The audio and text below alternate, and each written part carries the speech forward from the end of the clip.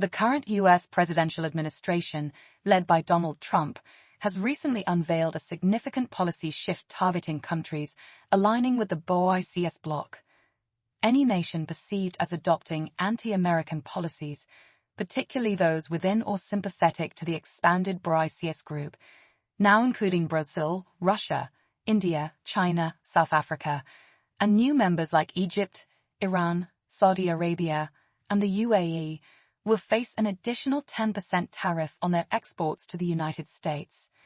This move, announced following a BRICS summit in Brazil, where member states criticized rising U.S. tariffs and policies, marks a notable escalation in global trade tensions.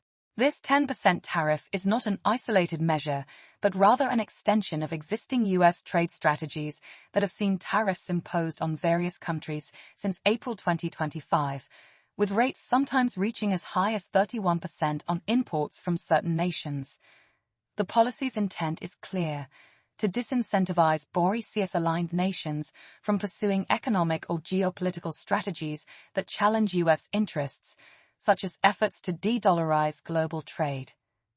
The ramifications of this tariff threat are multifaceted. Firstly, it promises to intensify trade tensions between the U.S. and a significant portion of the global economy, potentially leading to disruptions in international supply chains and increased market volatility. Secondly, the additional cost could significantly hamper the competitiveness of BRICS countries' exports to the U.S., impacting their economic growth. BRICS nations have already voiced strong opposition, deeming these tariffs inconsistent with World Trade Organization rules and warning of a potential global trade slowdown. Lastly, this aggressive stance may paradoxically accelerate cooperation within the BRICS bloc, pushing member states to strengthen their internal economic ties and redouble efforts to reduce their reliance on the US dollar, fostering a more multipolar global financial system. In essence, Trump's 10% tariff threat is a clear signal of escalating economic rivalry, poised to reshape the landscape of international trade and alliances.